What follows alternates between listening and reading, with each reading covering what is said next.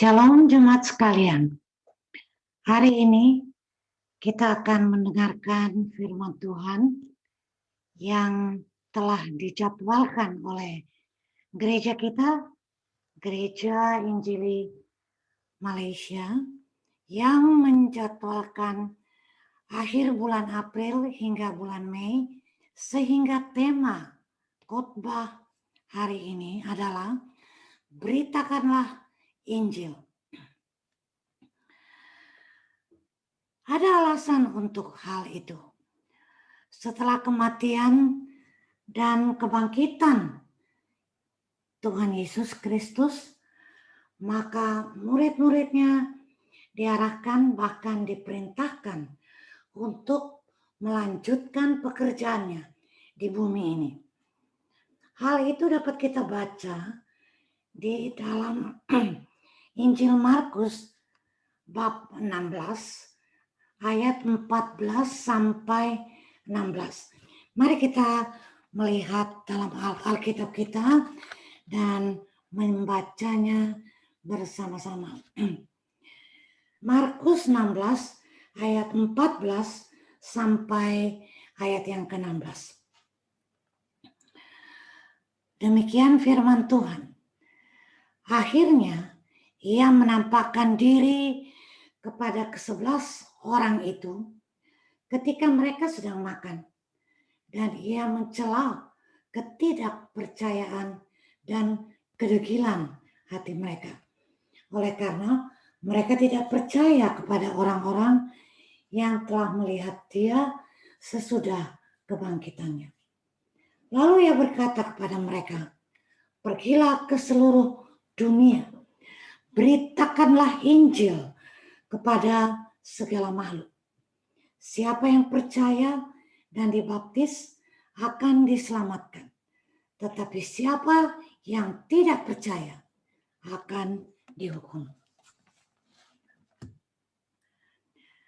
Sebagai murid-murid Yesus Kristus sekarang ini, kita juga perlu memahami perintah dari Tuhan tersebut dengan benar, dengan sungguh-sungguh, supaya kita dapat mengamalkannya, melaksanakannya.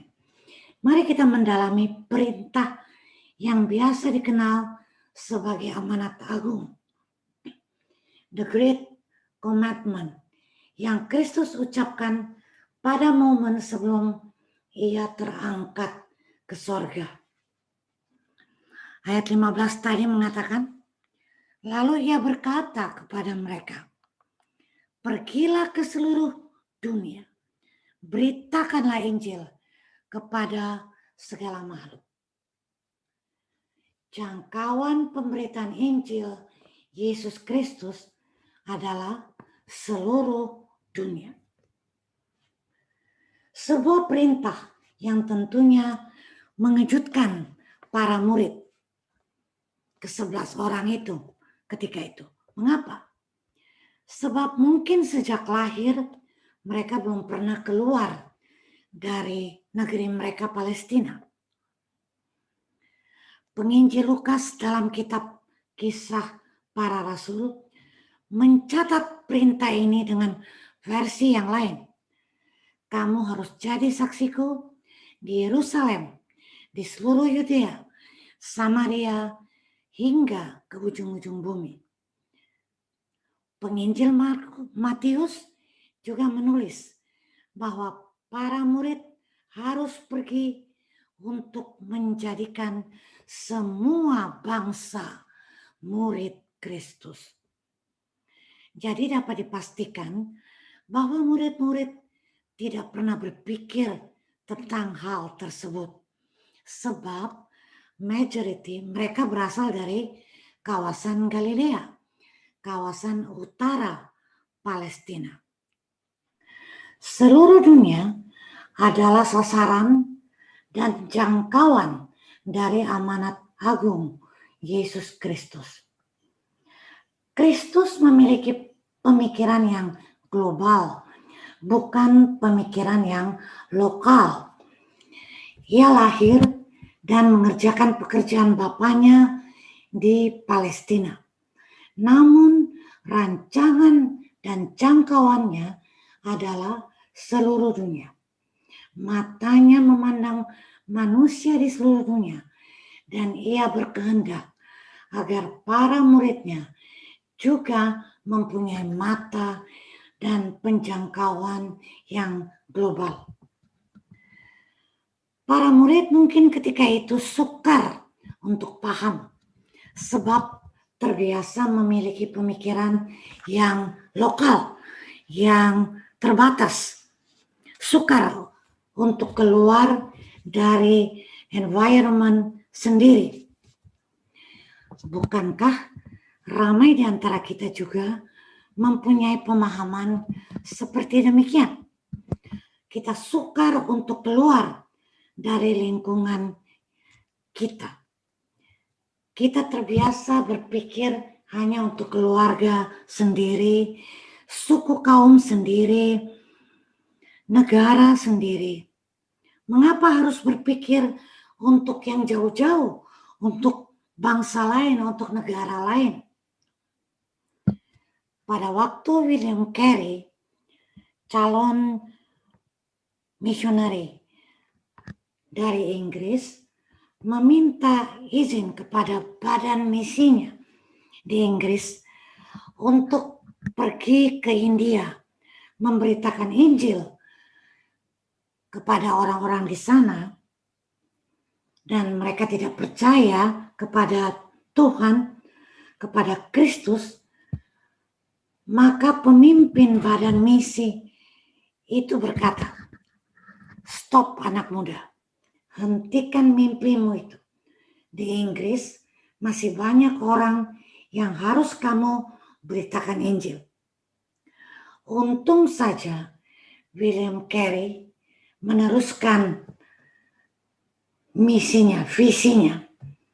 Ia berangkat naik kapal laut lebih 6 bulan untuk dapat sampai ke India, negeri yang masih berada dalam kegelapan. Bertahun-tahun ia tinggal dan bekerja keras memberitakan Injil kepada orang-orang India. Banyak tantangan, banyak perlawanan, tapi akhirnya ada di antara mereka yang percaya kepada Yesus Kristus. Sekarang ini orang Kristen di India sudah mencapai jutaan orang.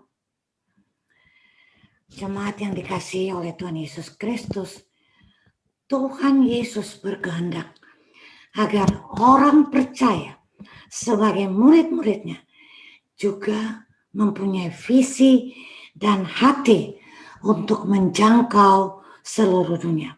Mengapa? Sebab Tuhan mengasihi manusia di seluruh dunia. Jadi jangkauan Injil adalah seluruh dunia. Hal yang kedua, dalam ayat 15 Markus 16 tadi adalah beritakanlah Injil kepada segala makhluk. Beritakanlah Injil. Ada orang yang berkata, "Saya mau memberitakan Injil, tapi bagaimana?" Ramai orang Kristen yang punya soalan seperti demikian. Maka yang terlebih harus dipahami oleh orang yang memberitakan Injil adalah apa itu Injil. Injil itu bukan dongeng, bukan cerita kosong, bukan juga sebuah pemikiran manusia, bukan sebuah cerita turun-temurun, dan bukan angan-angan dari orang Kristen pada masa gereja awal. Injil adalah sebuah kabar baik, berita baik bahwa Allah mengasihi manusia berdosa dan mau menyelamatkan mereka dari murka dan hukumannya. Oleh sebab itu, Ia mengutus Yesus Kristus, anak tunggalnya, yang mati untuk menggantikan manusia berdosa itu. Kita dapat membaca dengan jelas dari Yohanes bab 3 ayat 16, ayat yang terkenal. Demikian juga 2 Timotius 1 ayat 4. Injil itu juga adalah sebuah peristiwa sejarah, bukan dongeng, bukan cerita-cerita, tapi sebuah fakta sejarah yang terjadi sungguh-sungguh 2000 tahun yang lalu. Bagaimana memberitakan Injil itu? Ini hal yang sangat penting. Sebab banyak orang memahami atau mungkin memahami arti atau makna Injil itu, tapi salah atau kurang tepat dalam memberitakannya, menyampaikannya. Sekarang kita mau lihat apa itu konten dari Injil, atau perkara-perkara apa di dalam Injil itu yang harus kita sampaikan kepada orang yang mendengarnya. Apa yang harus disampaikan? Yang pertama yang harus disampaikan adalah berita tentang Allah. Injil memberitakan siapakah Allah, apa karakternya, standar apa yang dia tuntut daripada kita manusia. Injil juga memberitahukan bahwa seluruh keberadaan kita bergantung kepadanya, kepada Allah. Allah menciptakan kita agar kita hidup dan memuliakan Dia. Tanpa pemahaman tentang perkara-perkara ini, berita Injil akan hilang kekuatan dan relevansinya. Oleh sebab itu, kekristenan dimulai dengan pemahaman tentang kebergantungan manusia pada Allah sebagai penciptanya. Mari kita melihat pemberitaan Injil Rasul Paulus kepada orang-orang Yahudi. Kepada orang-orang Yahudi, orang-orang sebangsanya, ia tidak lagi menyebutkan bahwa mereka itu adalah ciptaan Allah. Orang Yahudi sudah paham tentang Allah pencipta melalui kitab Perjanjian Lama. Rasul Paulus dalam pemberitaan Injil langsung memberitakan Kristus sebagai penggenap dari pengharapan Perjanjian Lama. Itu kepada orang-orang Yahudi, orang-orang sebangsa dengan Rasul Paulus yang memang sudah mengetahui, mengenal tentang Allah. Tetapi kepada orang-orang kafir, maksudnya orang yang tidak percaya akan Allah, Rasul Paulus mundur jauh ke belakang dan mulai dari awal tentang penciptaan, Allah sebagai pencipta dan manusia sebagai ciptaan yang Ia kasihi dan sedia menyelamatkan mereka. Bukan Allah yang selalu siap untuk menghukum dan harus terus-menerus dibujuk-bujuk dengan berbagai pemberian seperti makanan atau uang atau yang lain-lain. Pernah ketika kami pelayanan di Ipoh di bagian utara, menunggu kebaktian dimulai di salah satu gereja di sana. Kami menunggu di ada satu tempat di belakang ruang kebaktian. Tiba-tiba ada seorang nenek yang sudah tua. Dia mendatangi saya, memberi salam, dan dia langsung menunjuk kepada sebuah gambar atau foto yang ada di dinding di situ. Dan dia berkata kepada saya seperti ini, "Kamu tahu siapa ini?" Mungkin dia tidak paham bahwa saya adalah pastor yang akan berkhotbah malam itu. Jadi dia tanya, "Kamu tahu gambar ini?" Saya katakan, "Ya, saya tahu. Itu gambar Tuhan Yesus ketika menderita di kayu salib." Dia katakan begini, "Luar biasa Tuhan ini.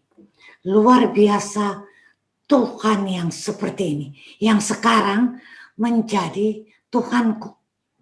Sebelumnya saya susah hati," dia katakan. "Sebab harus terus membujuk-bujuk Tuhan kami. Harus memberi makanan, harus mengantar kepada dia buah-buahan, harus memberi minuman, dan juga memberi uang. Karena kalau saya tidak buat seperti itu, dia akan marah. Dia siap menghukum saya. Tetapi Tuhanku yang ini, maksudnya Tuhan Yesus yang ada dalam gambar itu, adalah Tuhan yang mengasihi saya. Tuhan yang mati ganti saya yang adalah orang berdosa." Saya kagum dengan pemahaman nenek ini tentang Yesus Kristus. Luar biasa. Jemaat yang dikasihi oleh Tuhan, kepada orang-orang yang berhikmat dan mengandalkan kepintaran manusia, mereka meminta kepada Rasul Paulus untuk menjelaskan tentang Kristus dan kebangkitannya. Kepada mereka, Rasul Paulus menjelaskan atau memberitakan tentang Allah pencipta yang menciptakan manusia, sehingga manusia itu bergantung sepenuhnya kepada penciptanya, yaitu Allah. Dan juga Rasul Paulus menjelaskan kepada mereka bahwa manusia itu hidup bukan dengan standar ukuran mereka sendiri, tapi harus mengikuti standar yang ditetapkan oleh Allah pencipta. Standar moral, hukum moral.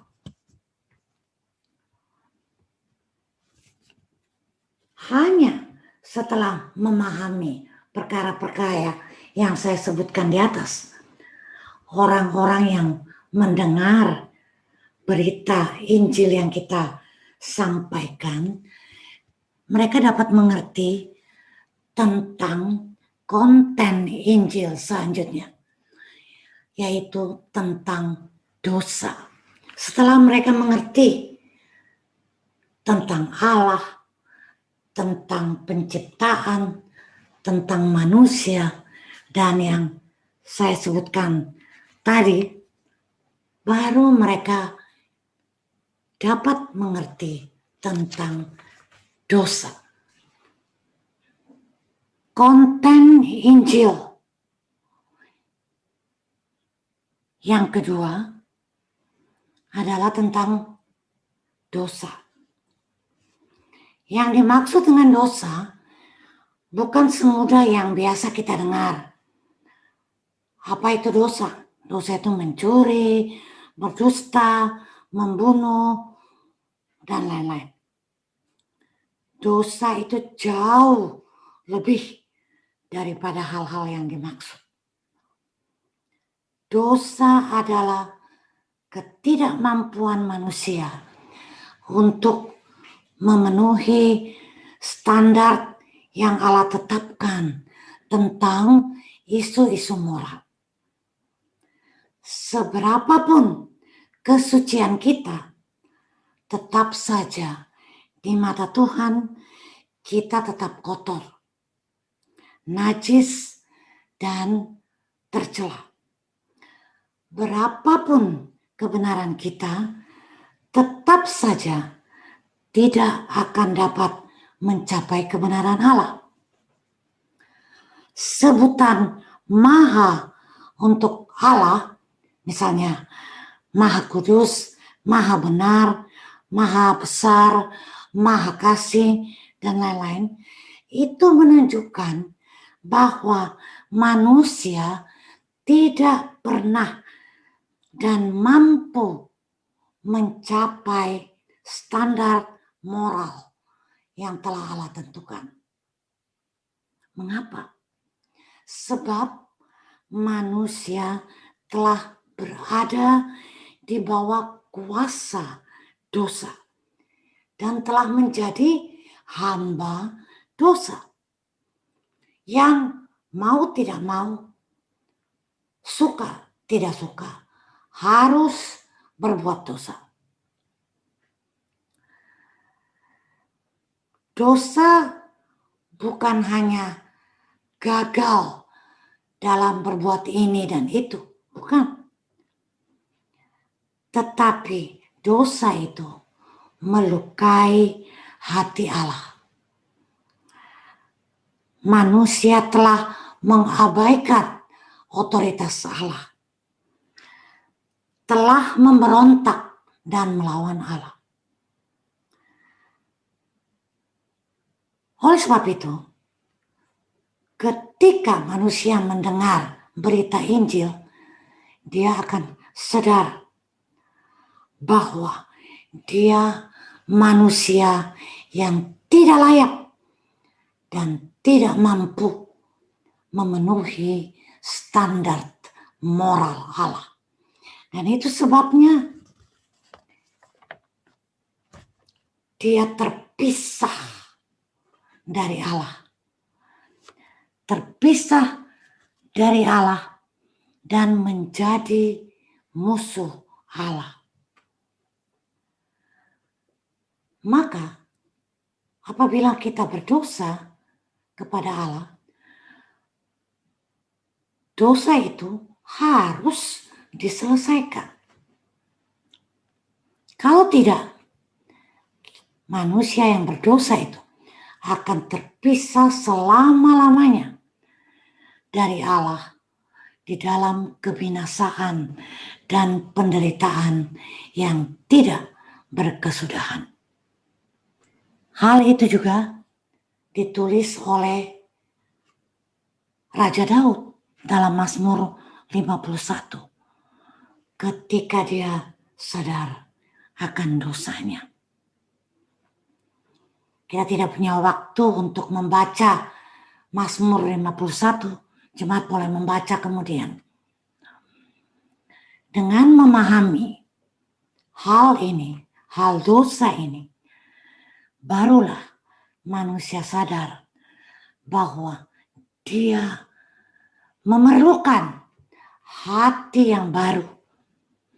Dia sadar bahwa dia perlukan kelahiran baru. Dan setelah itu, dia tahu bahwa dia sendiri tidak mungkin dapat merubah hidupnya menjadi manusia baru.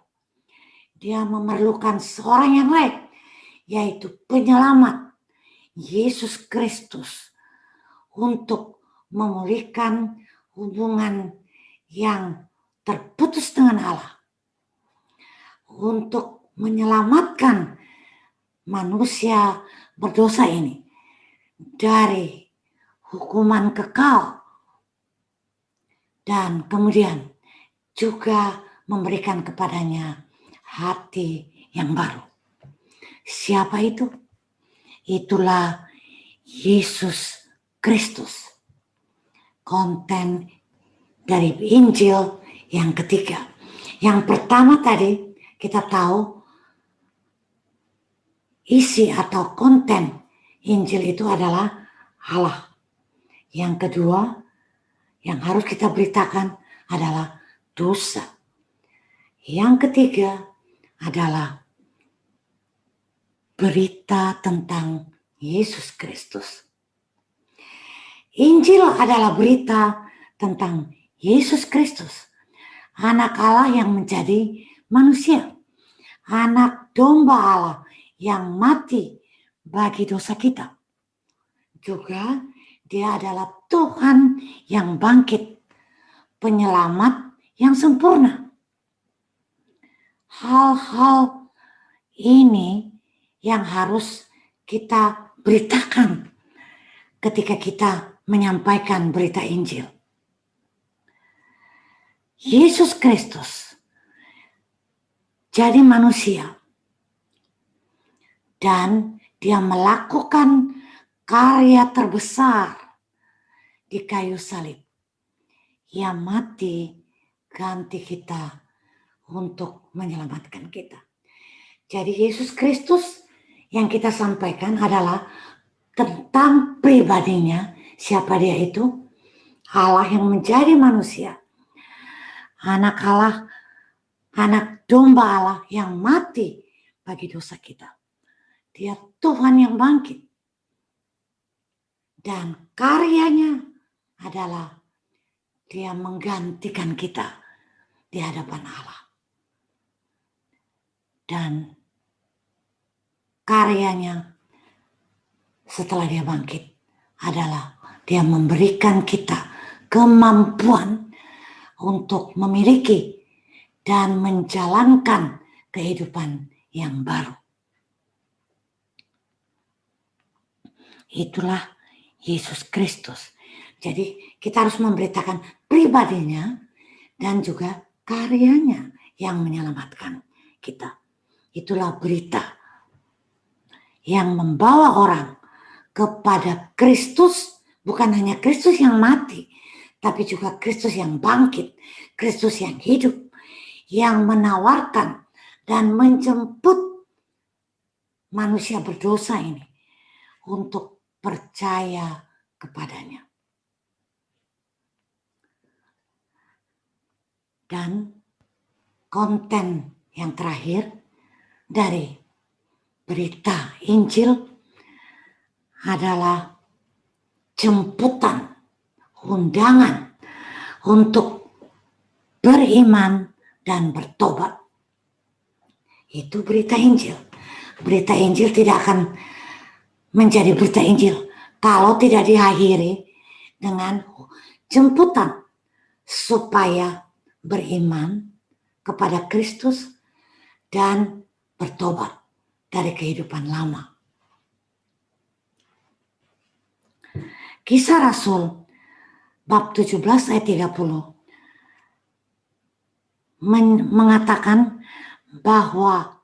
mengatakan kepada orang-orang di bandar Athena bahwa mereka harus bertobat.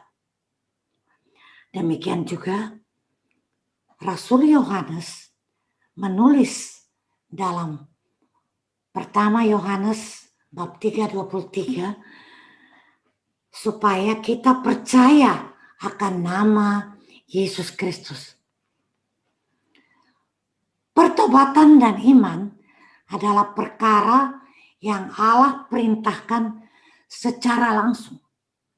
Sehingga sikap tidak mau bertobat dan tidak mau percaya itu dianggap sebagai dosa besar. Dalam Lukas 13 ayat 3 dan 5 dikatakan jika tidak mau bertobat akan binasa. Demikian juga dalam surat Tesalonika, Rasul Paulus mengatakan semua orang yang tidak mau percaya akan dihukum. Jadi beriman atau percaya dan bertobat itu jemputan Allah, jemputan untuk kita orang berdosa. Sesiapa yang percaya kepadanya, kepada Kristus dan karyanya, akan menerima pengampunan dosa. Masih ingat Yohanes 3 ayat 16, ayat yang sangat terkenal? Setiap orang yang percaya kepadanya tidak binasa, melainkan beroleh hidup yang kekal. Puji Tuhan. Ini janji dari Allah yang akan Dia pegang selama-lamanya. Allah itu setia. Dia pegang janji itu selama-lamanya. Nah, perlu diingat bahwa pertobatan itu bukan sekedar perasaan bersalah. Oh ya, saya bersalah, saya berdosa. Tetapi pertobatan adalah perubahan hati dan pikiran. Hidup baru yang menyangkal diri dan melayani Yesus sebagai Tuhan, sebagai Raja atas hidup kita. Demikian juga iman bukan sekedar perasaan optimis, bukan pula sekedar pengakuan di bibir saja. Iman itu adalah percaya dan mempercayakan diri penuh, total kepada Kristus. Kalau hanya sekedar punya rasa bersalah tanpa berbalik meninggalkan dosa dan sekedar percaya sebagai satu perasaan optimis, ya, yang membuat diri menjadi confident, atau kita mengaku saja iman kita, maka iman dan pertobatan ini tidak menyelamatkan. Iman dan pertobatan seperti itu tidak menyelamatkan. Jemaat yang kekasih, 4 item ini harus ada ketika kita memberitakan Injil Tuhan Yesus. Pemberitaan Injil yang hanya menawarkan hidup yang senang, berkelimpahan dalam materi, jauh dari penyakit, sukses dalam bisnis, itu bukan pemberitaan Injil yang sejati. Boleh dikatakan itu bukan berita Injil. Karena berita Injil harus mengandung keempat aspek yang sudah kita pelajari tadi. Hal yang terakhir dari khotbah hari ini, apa yang mendorong kita untuk mau terus-menerus memberitakan Injil? Atau apa motif atau motivasi yang diperlukan dalam kita memberitakan Injil? Karena dengan motif itu kita akan selalu semangat, kita akan selalu berapi-api dalam memberitakan Injil keselamatan itu. Sekarang kita mau tahu apa itu motivasinya. Yang pertama, motivasi yang pertama adalah kasih kepada Allah dan keinginan untuk memuliakan Dia. Ada seorang hamba Tuhan yang giat sekali dalam pekabaran Injil, berkata bahwa hukum atau peraturan kehidupan dalam Alkitab adalah lakukan segala sesuatu untuk kemuliaan Allah. 1 Korintus 10 ayat 31. Kita menaati, kita memuliakan Allah ketika kita menaati firman-Nya dan melakukan apa yang Dia mau. Kita juga ingat hukum pertama dari 10 hukum Tuhan. Kasihilah Tuhan Allahmu. Bahkan Tuhan Yesus sendiri berkata, inilah kasih kepada Allah, yaitu bahwa kita menaati perintah-perintahnya. Apa perintah-perintahnya? Yang terutama, yang penting sesuai dengan kehendak Kristus adalah memberitakan Injil. Jadi kalau kita memberitakan Injil, motivasi di belakang itu sebenarnya karena kita mengasihi Tuhan Allah dan kita ingin Dia dimuliakan. Yang kedua, motivasi yang kedua adalah kasih kepada sesama manusia. Kita ingin sesama kita juga memiliki keselamatan kekal. Ini merupakan ekspresi natural dari kasih yang keluar dari hati seseorang yang sudah diperbaharui hidupnya. Mengasihi sesama manusia termasuk dalam hukum utama. Hukum yang pertama mengasihi Tuhan Allah. Hukum yang kedua mengasihi sesamamu manusia. Rasul Paulus juga menulis, selama masih ada kesempatan, mari kita berbuat baik kepada sesama kita manusia. Jadi, kebutuhan esensi seorang manusia adalah kebutuhan untuk memiliki dan mengenal Kristus secara pribadi. Nah, ketika kita bertemu dengan orang yang hidup tanpa Kristus, kita bertemu dengan orang yang menghadapi kematian rohani. Sehingga kita wajib memandang mereka sebagai sesama manusia. Dan seharusnya kita bertanya kepada diri kita sendiri, apa yang dapat saya lakukan untuk memperkenalkan Kristus kepadanya? Apa yang harus saya lakukan supaya dia mendengar berita Injil?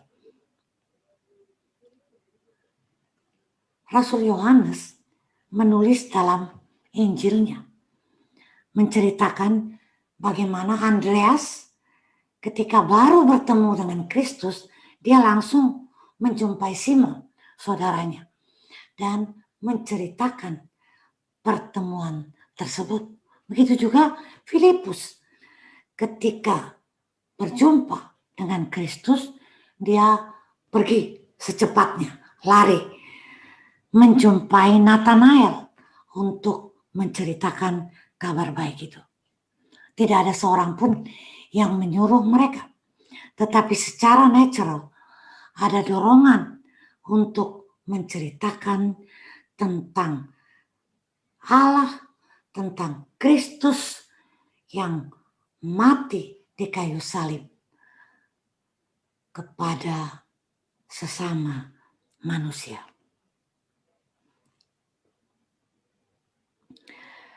Pemberitaan Injil itu tidak hanya dalam kebaktian kebangunan rohani atau kebaktian misi di gereja kita.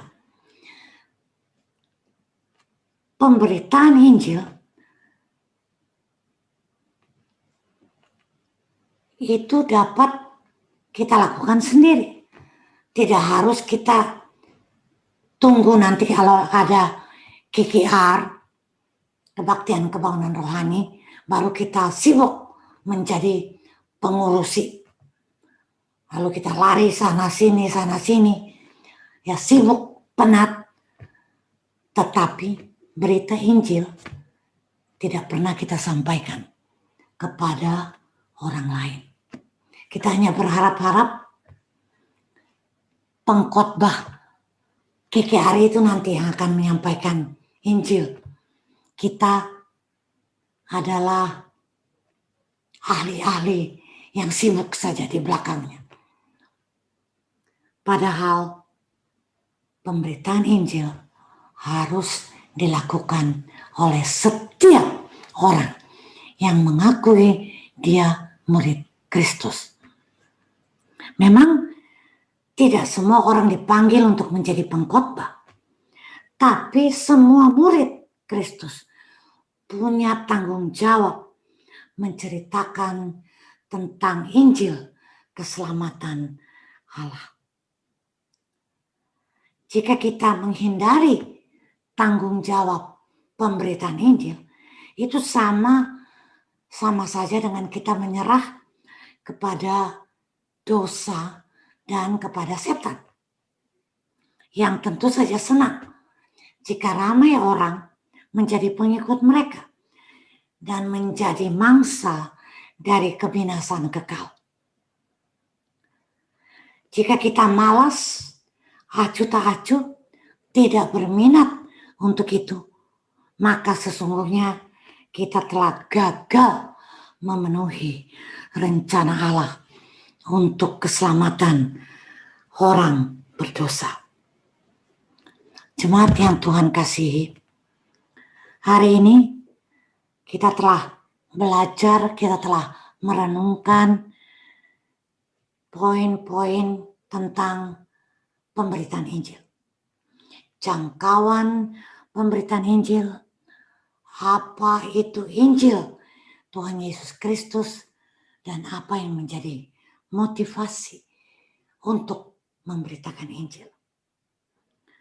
Tajuk ini tajuk yang penting, yang merupakan doktrin teologia yang alkitabiah. Dan bukan hanya bersifat teori, tapi bersifat aplikatif, praktikal, yang dapat langsung dipraktikkan,